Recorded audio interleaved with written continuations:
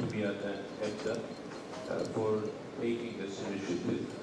This is the first non-governmental initiative that the Turkish investors in Egypt have launched in 2030. I hope we have at least one such high-powered, highly participated event every quarter, every 3 months, inshallah. This is a big target for you, and I hope EFTA and all other institutions, sister institutions, professional institutions, federations take note of it, because we need to share more. I have a number of remarks that will answer some of your questions, and I also want to set up some perspectives for the future. First of all, one should not be really disappointed or desperate about the future of Egypt. Egypt is alone itself an important enough country that its regional neighbors and partners and allies and its international partners and allies will not let Egypt alone. But of course, every transition has its consequences, and accordingly, Egypt also will have to go through this phase, and sometimes it will be bumpy, and sometimes it will be painful.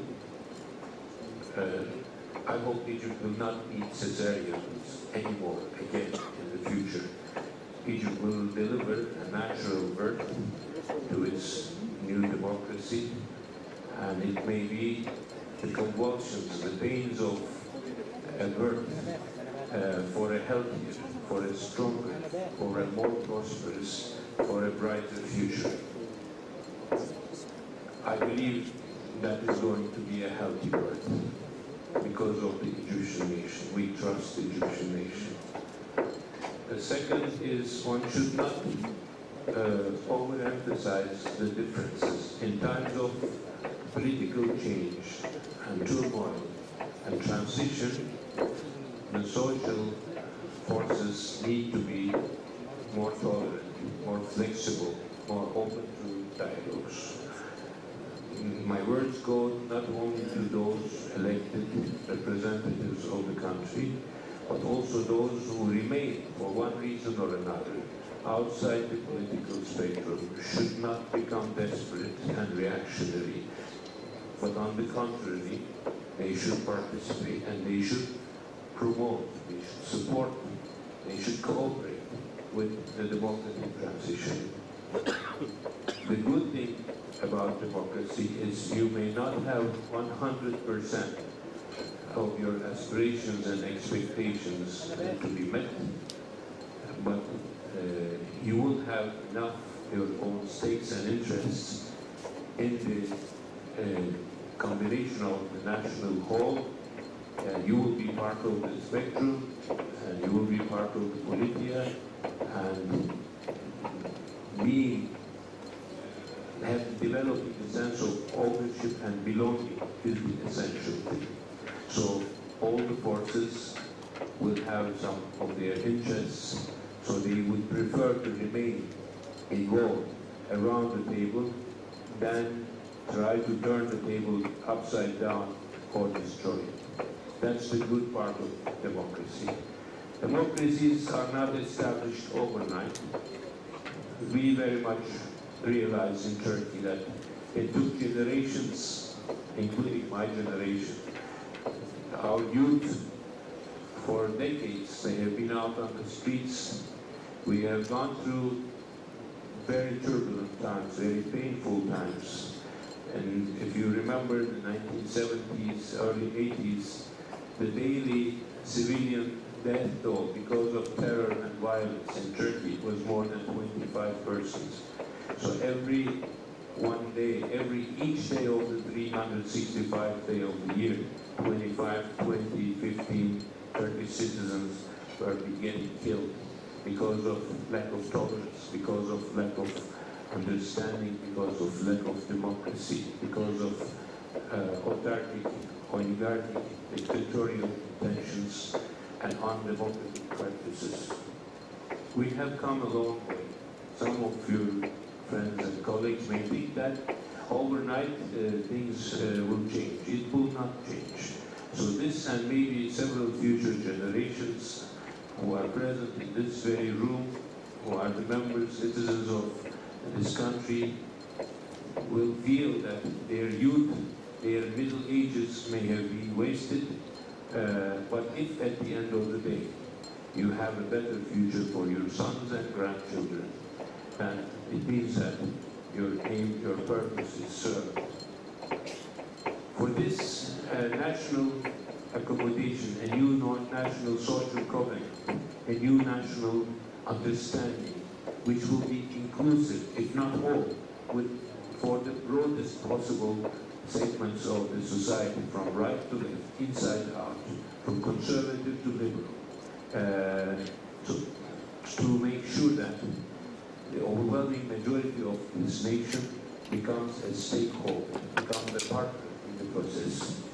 It falls on the shoulders of the elected civilian, current and future leaders of this country to build that national consensus, to build the concept of inclusivity, and to convince other political forces, maybe starting with the opponents first, then their own supporters, giving priority to persuasion and inclusion of those who do not think like the majority, to be included in the process, and to build the confidence, to give the confidence, and to maintain the confidence, to preserve the confidence, to reinforce the climate of confidence in this country that nobody will be left out, and to the maximum extent possible, the future governors, rulers of this country will deliver justice, will treat the population sensitively, with a spirit of responsibility,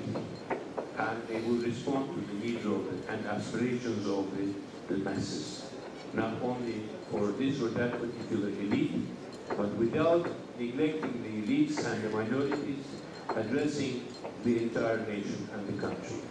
Egypt has the potential, the capacity, the talent, the vision, the civilizational heritage, and the geopolitical resources and location sufficient enough to deliver this very difficult but essential mission. Some of you has been talking about the defense budget, how the defense budget is to be defended or negotiated or formulated. First of all, every nation has to find its own synthesis on this particular issue.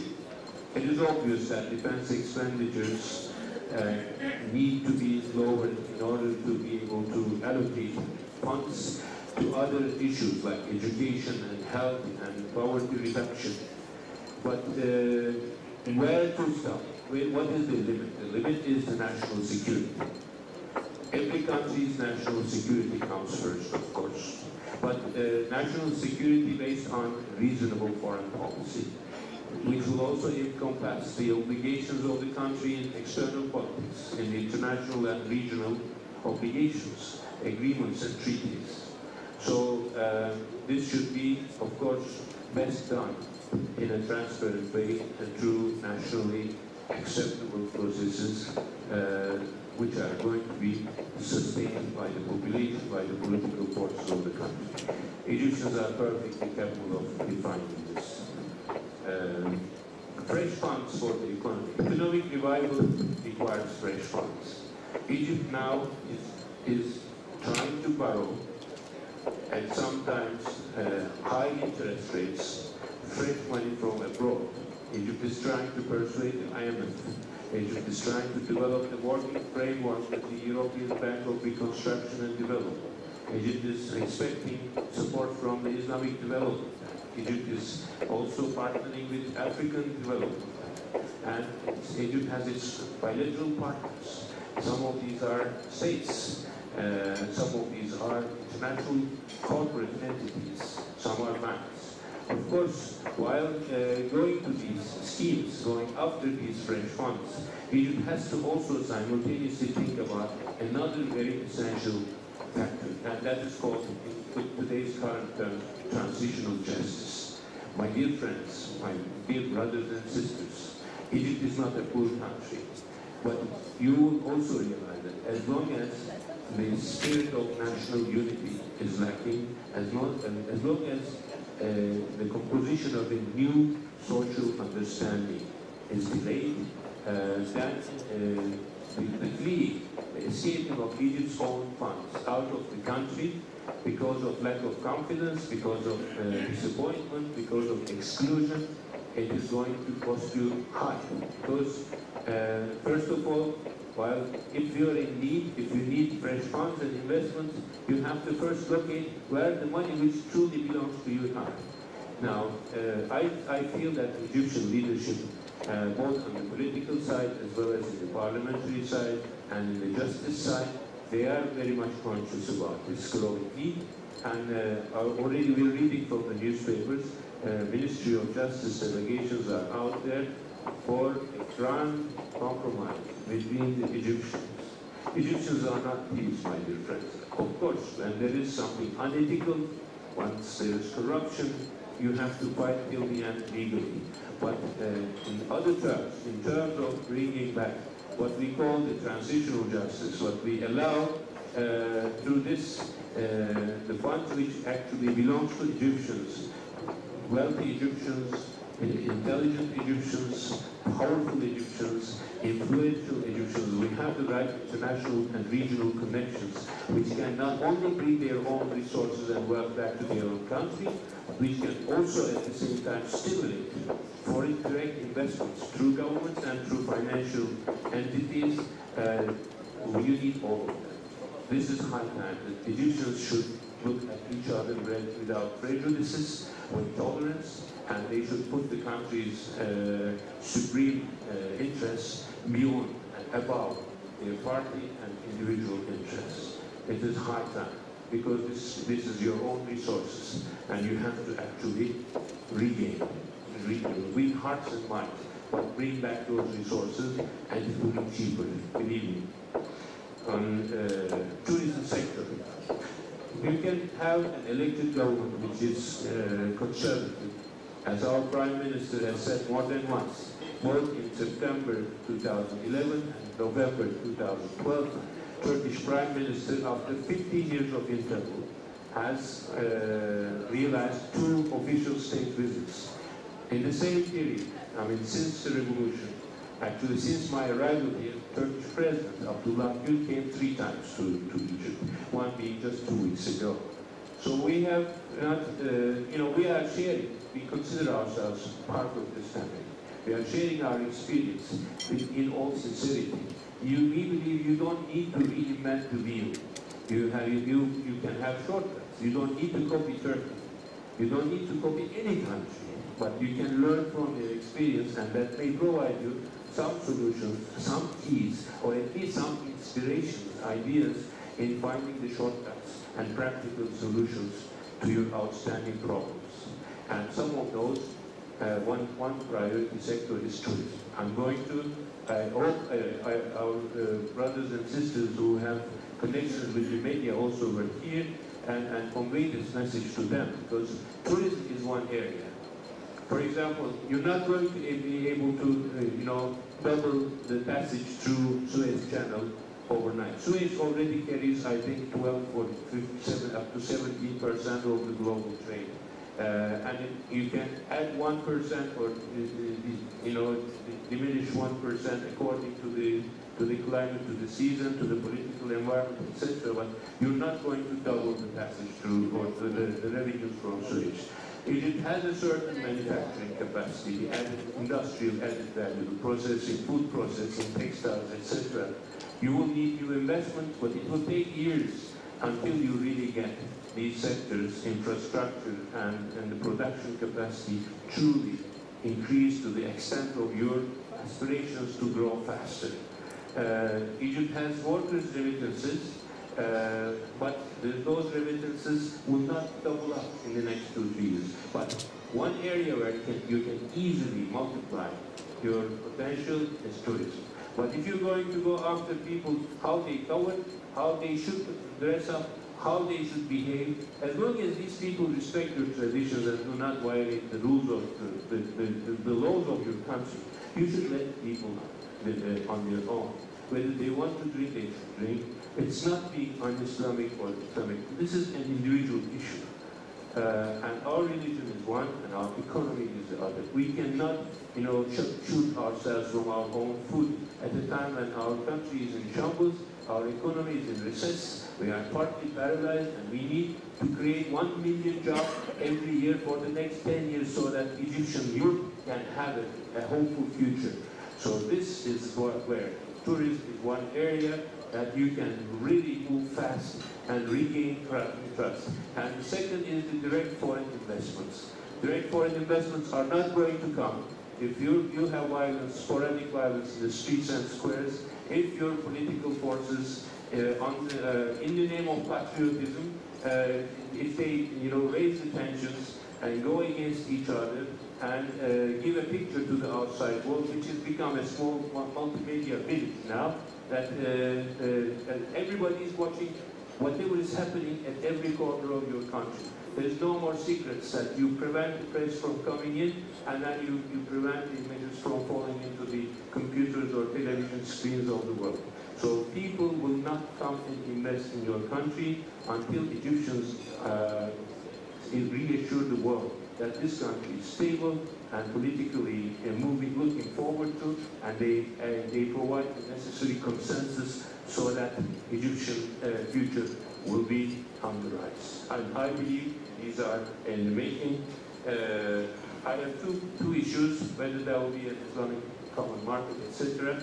Leave aside, the religious and cultural definitions.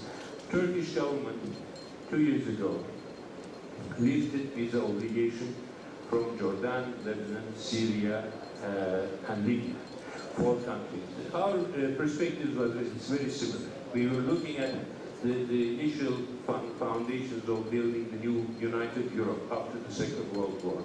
And one area where they moved forward was the free movement of capital, free movement of personnel, individual citizens, and then came the energy union, and then came the steel union, the coal, and the atomic energy, and all this. So we said, let us start by facilitating travel. Facilitating travel will multiply trade. When trade multiplies, it will be greater integration in the region, and it will promote investments, and it will open the horizons for a broader integration. Even despite all what has happened, the Arab Spring and internal rifts, we have not reintroduced visas to Libyan, to Syrian, to Lebanese citizens, and there are no violations. For Egypt also it was possible, but in order to lift the visa, this is important, Egypt will have to sign a repatriation agreement. That means if there is illegal migration, the government of Egypt will pay for these, will readmit these people, will bring them back and cover their travel expenses and everything. When you are ready, this will also happen. But as an interim measure, we already facilitated. We are issuing visas within 72 hours. We are giving multiple visas for 2 years, even up to 5 years to citizens. And as of yesterday, here is one more good news. As of yesterday, Turkey reciprocated Egypt. People below 25 years of age and above 45 years of age, Egyptian citizens, below 25 years and above 45 years, they can have a short-term single-entry visa at Turkish airports upon arrival. It's against $20. You are always welcome to come to my embassy. You pay higher, but you can have multiple visas. So scientists, academicians, journalists, people of culture, businessmen, doctors, those who need education or those who are in health search, who need health care, they can come to us. We will facilitate your travels. Last and not the least, I have some targets, I have some other good news. First time ever in history, not only in Republican history of Egypt and Turkey, but in our common history since the Abbasi times, the two countries' bilateral trade has never been $5 billion. This shows that this relationship is healthy. It shows that this is sustainable. And while Egypt is lagging behind, inshallah, you will grow faster and you will catch up with us. But at the moment, if you're buying Turkish goods, it's not only because you love us, it's because the quality of the goods are good and our prices are competitive. Nobody is there for a free assistance. We don't donate money. We lend money to Egypt, so we don't expect a big appreciation except for a simple tank. But we know that this is a commercial deal. Turkey has come up with $2 billion of support for Egypt in its time of need, whereas all the rest of the world is simply sitting and watching. We are proud, but we don't believe that our money is in danger. We know that the Egyptian nation will pay it back. We trust you. We believe you're going to recover fast, but you have to work hard. Now, we have Turkey's Anatolian News Agency established its largest operation in Cairo, in Africa, Europe, Asia, and all over the world. Their largest office is in Cairo.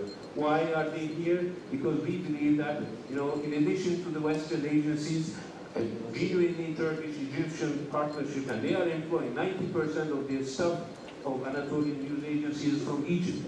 So it's a common effort that the news coming out of this region, and Egypt is the matbah, it's the kitchen. It should come genuinely from our own resources. It's not domineering or manipulating, but it should be from our own resources ourselves. Turkish International Cooperation Agency in Cairo is ready to open. It has built its offices. It has established its institutional base thanks to the permission of the government of Egypt. And inshallah, in the coming month or two, official inauguration will come, and they will come up. You will start seeing the result before my departure. It will start with Hüseyin Jami, the Masjid Hüseyni and Anhalini. Its entire illumination, electricity and everything, and the carpets and everything will be renovated. Whatever is our common cultural heritage, we will work shoulder to shoulder in beautifying it, in salvaging it, in renovating it, and because it's not only yours and ours, it's the world common cultural heritage. We have to make them applicable so that the rest of the world can come and enjoy them, appreciate them, spend money to see them, and go and tell to the others that how we are claiming the ownership of what belongs to our common cultural heritage.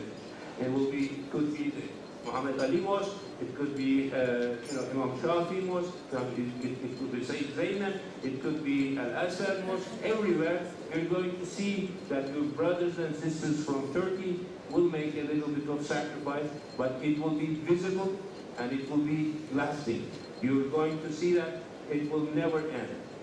On the cultural side, Yunus Emre Cultural Foundation, in only 2 years, they moved from 300 people to now they have 1,500 students learning Turkish. We want you to teach us Arabic.